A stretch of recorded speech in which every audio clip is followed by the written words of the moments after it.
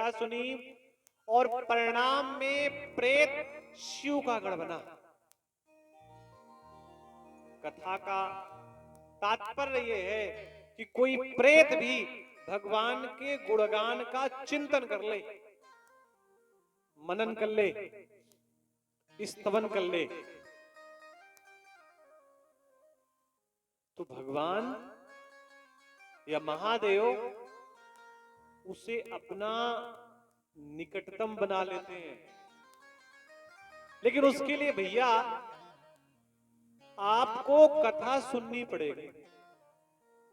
ऐसे समझिए घर में छोटा कोई बच्चा है आपके, और उस छोटे बच्चे को आप अपने पड़ोसियों की बुराइयां बताने लगे, ये इतने बुरे हैं, इन्होंने ये किया, इन्होंने हमारे साथ ये अत्याचार किया, ये बहुत गलत आदमी है, तो पता है क्या होगा? सिर्फ इतना होगा कि कुछ दिन बाद उस बच्चे के मन में उस पड़ोसी के प्रति विकार उत्पन्न हो जाएगा। उसको लगेगा कि जब मेरे पिताजी ऐसी बात कर रहे हैं, मेरी माताजी ऐसी बात कर रहे हैं, इसका मतलब ये निश्चित आदमी थोड़ा सा बुरा होगा, ये खराब व्यक्ति होगा। ये उसके मन में भाव जागृत हो जाएगा। और वहीं पर अगर माता पिता ये कहने लगे कि भैया ये करने से ये लाभ है, ये अच्छे व्यक्ति हैं, ये बड़े अच्छे व्यक्ति हैं, इन्होंने पग पग पर हमारी सहायता की, तो उन शब्दों का प्रभाव ये होगा कि हमारा उनके प्रति प्रेम जागृत हो जाएगा। प्रेम और द्वेष ये हुआ कैसे? ये भैया सुनने से हुआ है। हमने जैसा सुना वैसा समझा। और भागवत की कथा तो भैया, राम कथा तो यहीं से प्रारंभ होती है कि माता सती राम की कथा सुन नहीं पाई। सुनना सबसे कठिन है, बहुत कठिन है सुनना भैया, बहुत कठिन है। और इस प्रकार भैया कथा के 3 प्रारूप बताए गए, श्रवण, कीर्तन और मनन।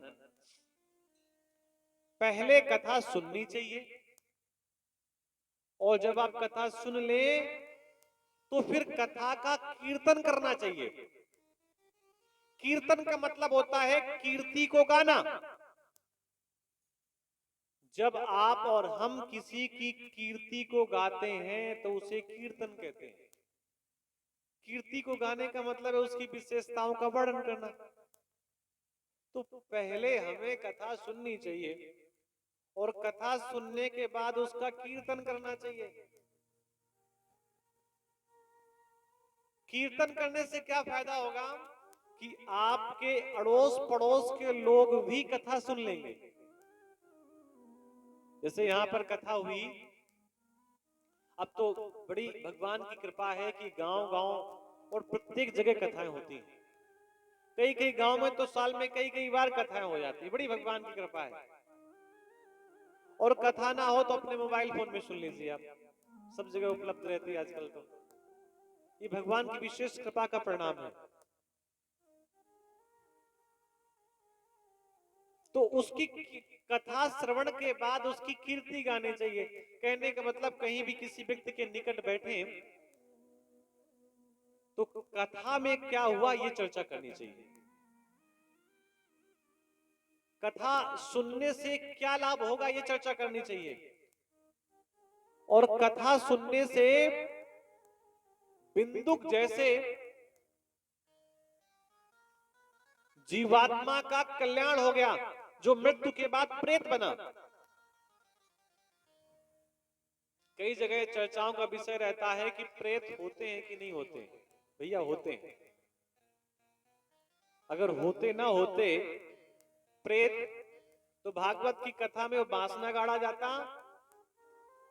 और हनुमान जी का कीर्तन करते हुए ये ना कहा जाता कि भूत पिशाच निकट नहीं आवे। इसका मतलब होते तो हैं भैया।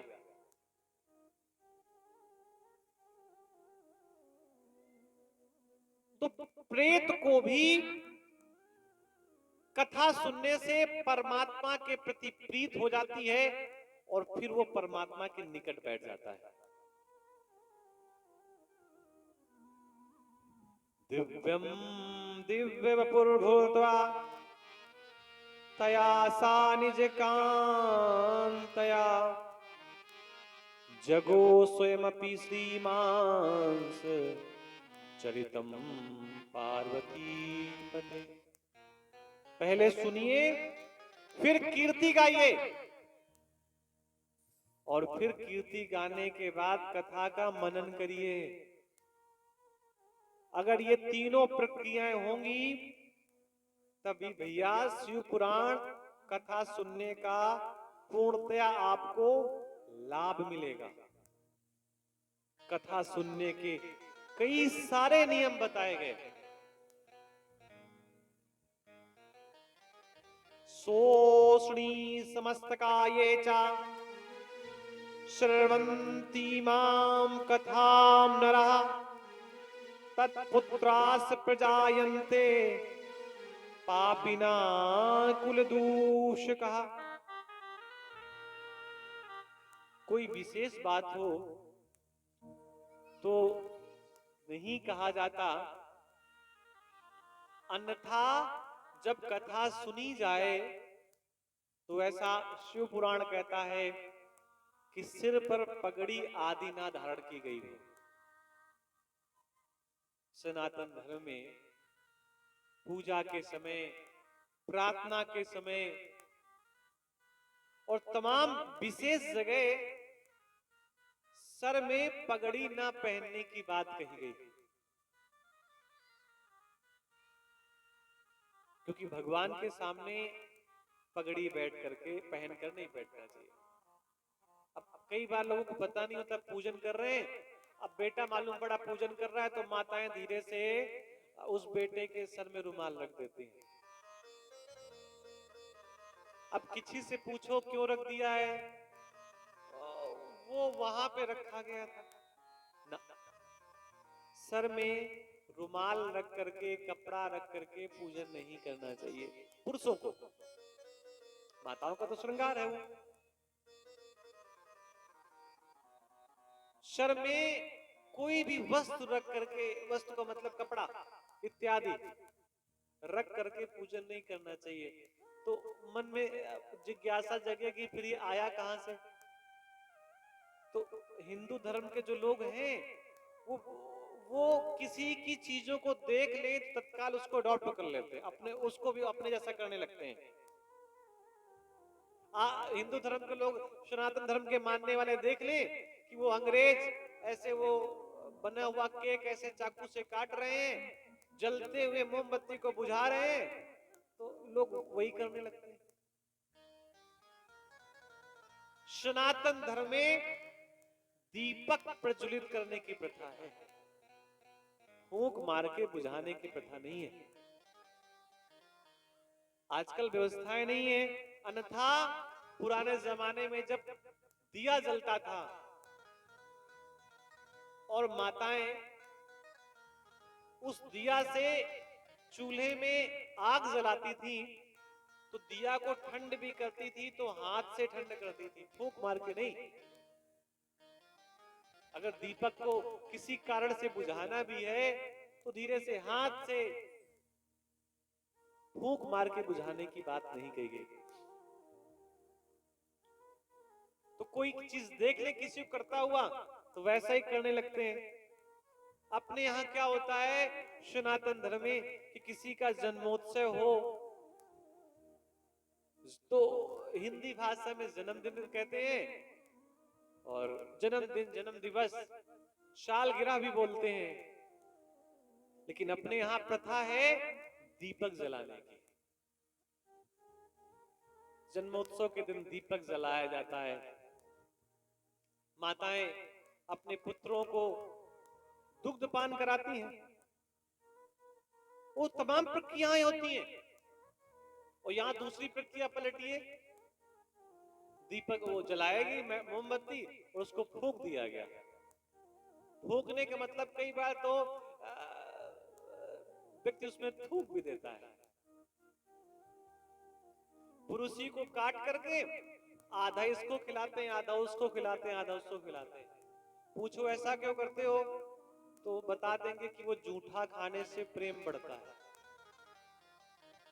सनातन धर्म की संस्कृति कहती है कि पति के खाने के बाद उसकी थाली का पत्नी खा सकती है, लेकिन किसी का जूठा खिलाने पिलाने की प्रक्रिया सनातन धर्म में नहीं है। कई जगह कई लोग इकट्ठे होकर के एक ही थाली में भोजन कर लेते हैं। पूछो उनसे, भैया ऐसा क्यों? तो कई बार तो लोग कह देते हैं थालियां नहीं है, और कई बार कह देते हैं धुलने से बचत हो जाती है। ना भैया, ये ठीक बात नहीं है। जूठा खाने की प्रक्रिया नहीं है और दीपक बुझाने की प्रक्रिया नहीं है। मैं चर्चा कर रहा था कि धर्म के लोग, सनातन धर्म के लोग देखते हैं कि सब लोग कोई सर में कुछ बांध रहा है, कोई कुछ बांध रहा है, तो उनको लगता है हम भी कुछ रखें, तो पूजन करते समय सर में पगड़ी बांध देते, रुमाल रख लेते हैं। हमारे यहाँ तो नियम ये है कि राजा भी मंदिर के द्वार में जाता है तो सर का मुकुट किनारे रख देता है। मुकुट धारण करके भगवान के पास वो नहीं जाता। जो पुरुष पान आदि चीजें खाता है, इसमें आज के मसालों का नाम नहीं लिखा है जो बिकता है रास्तों में, वो केवल पान की बात कही गई कि प्रयास करें कि पान आदि खा करके कथा में न बैठे, क्योंकि बैठेंगे तो कई बार आपको थूकने के लिए बाहर जाना पड़ेगा, कथा रुक जाएगी, डिस्टर्ब हो जाएगा। ऊंचे आसन पर नहीं बैठना चाहिए सामान्य, क्योंकि ऊंचे आसन पर बैठेंगे तो सब लोग आप ही की तरफ देखेंगे, डिस्टर्ब होगा। सामान्य आसन पर बैठना चाहिए। और जो लोग और तमाम प्रकार की चीजें बताई गई कि ऐसे ऐसे नहीं बैठना चाहिए, और किसी की निंदा नहीं करनी चाहिए, बुराई नहीं करनी चाहिए कथा सुनते समय, और बहुत सारे नियम बताए गए। नौ ग्रहास संपूज सर्वतो भद्रदेवतम शिव पूजोक्त विविधा पुस्तकम तत् समर्चयेत। शिव जी की कथा प्रारंभ करने से पहले सबसे पहले गणपति का पूजन करना चाहिए, और केवल शिव का पूजन प्रारंभ करने से पहले नहीं, कोई भी पूजन करने से पहले गणपति का पूजन करना चाहिए। लेकिन शिव पुराण में इसलिए कहा गया कि कहीं मन में ये भाव ना आ जाए कि गणपति तो शिव के पुत्र हैं, तो पिता का पूजन पहले करें, गणपति का बाद में करें। तो यहां कह दिया गया कि सबसे पहले गणपति का पूजन करना चाहिए। नवग्रह सर्वतोभद्र आदि का पूजन करना चाहिए, पुस्तक का पूजन करना चाहिए। श्रोताओं को भी कुछ नियम बताए गए कि दीक्षा लेकर के ही कथा सुननी चाहिए। अब ये दीक्षा शब्द कहां से आ गया? शिक्षा तो वो होती है जो विद्यालय में मिलती है, और दीक्षा वो होती है जो गुरुकुल में मिलती है। अब गुरुकुल तो कोई जाता नहीं है, तो दीक्षा का सवाल होता नहीं है, शिक्षा ही मिलती है। तो शिक्षित तो व्यक्ति हो जाता है, दीक्षित नहीं हो पाता।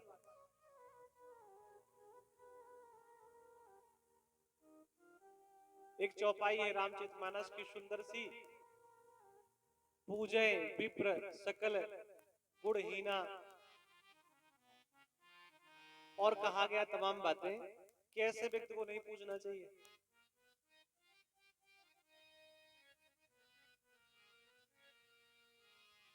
दीक्षित जो व्यक्ति, जिस व्यक्ति ने दीक्षा ना ली हो, उसे कथा नहीं सुननी चाहिए। दीक्षा का मतलब जिसने गुरु ना बनाया हो। अब ऐसा अगर सब लोग करेंगे तो फिर कोई सुनने ही नहीं आएगा। तो अगर ऐसी स्थितियां हैं तो कृष्णम वंदे जगत गुरु। अगर आपके जीवन में कोई गुरु नहीं है तो कृष्ण को गुरु बनाइए, शिव को गुरु बनाइए, हनुमान को गुरु बनाइए, माता पिता को गुरु बनाइए, अपने से श्रेष्ठ जनों को गुरु बनाइए। क्योंकि गुरुकुल तो सब लोग जाते नहीं है, और जब गुरुकुल सब लोग जाएंगे नहीं तो भैया दीक्षा का सवाल ही नहीं उठता। इसलिए बिना गुरु किए हुए कथा नहीं सुननी चाहिए। और किसी के जीवन में गुरु ना हो तो परमात्मा को ही वो गुरु बना ले। जैसे किसी बच्चे का जब तक एडमिशन नहीं होता तो घर में ट्यूशन दिया जाता है ना, बोलो भाई। ठीक उसी प्रकार जब तक दीक्षा ना हो जाए तब तक भगवान शिव को, भगवान कृष्ण को गुरु बनाना चाहिए। उसके बाद जब भी मौका मिले तो श्रेष्ठ गुरु से गुरु दीक्षा लेकर के अपने जीवन को उच्चतम श्रेणी तक पहुंचाने का प्रयास करना चाहिए। भोजनम शूकरम मन्ये कथासु श्रवणम प्रदम नोपवासो वरस्येत स्यात् कथा श्रवणं विघ्नम्। कथा श्रवण में विघ्न उत्पन्न ना हो, कोई समस्या ना आए, इसके लिए आसान तरीका है कि अल्पाहार किया जाए, कम से कम आहार किया जाए, ताकि कथा के मध्य व्यक्ति को निंद्रा ना आए। जो पुरुष काम, क्रोध आदि 6 प्रकार की चीजों को त्याग देता है, ब्राह्मण निंदा। आजकल तो प्रतिस्पर्धा चल रही भैया कि कौन सबसे ज्यादा ब्राह्मण की निंदा कर लेता है, कौन सबसे ज्यादा ब्राह्मण को गाली दे लेता है। आजकल प्रतिस्पर्धा का युग बना हुआ है, सब अपनी अपनी प्रतिभा का प्रदर्शन कर रहे हैं, और जितने जिसके पास सब सस्ते शब्द हैं वो उन सस्ते शब्दों का उपयोग करता है। ऐसे ऐसे कृत ना करने की बात कही गई। साधु संतों की निंदा नहीं करनी चाहिए, लेकिन भैया ये लोग ही ऐसे हैं, कई बार लगता है निंदा के लिए ही बने। कई लोग तो ऐसे हैं कि जब तक साधु संतों की, विप्रों की, ब्राह्मणों की बुराई ना कर लें उनका जीवन प्रारंभ भी नहीं होता। पुराणार्थम प्रयच्छन्ति ये सूत्रम वसनम नवम भोगिनो ज्ञान संपन्नास्ते भवन्ति भवे भवे। पुराण के लिए जो लोग नया वस्त्र और सूत्र देते हैं वो जन्म जन्मांतर के भोग और ज्ञान से संपन्न हो जाते हैं। तमाम प्रकार के नियम बताए गए, लेकिन हमारे गुरुजी एक ही नियम बताते हैं। वो ये कहते हैं कि कथा सुनाने वाले के 100 नियम हैं। कम भोजन करे, छौर कर्मादि ना करे, कम निंद्रा करे, जमीन पर सोए, स्वल्पाहार करे, कथा को बड़े मीठे मीठे भाव से श्रवण कराए। ये कथावाचक के बहुत सारे नियम हैं। जो कथा कठिन हो उसको कई उदाहरणों को देकर के समझाए। हमारे गुरुजी कहते हैं कि कथावाचक के 100 नियम, कथा कहने वाले के, और कथा सुनने वाले का एक नियम।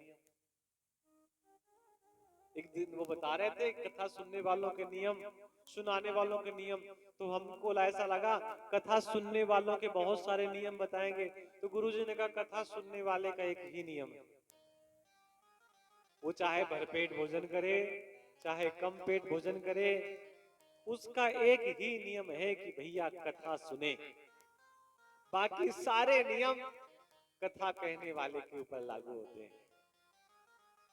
बोलिए शंकर भगवान की जय हो।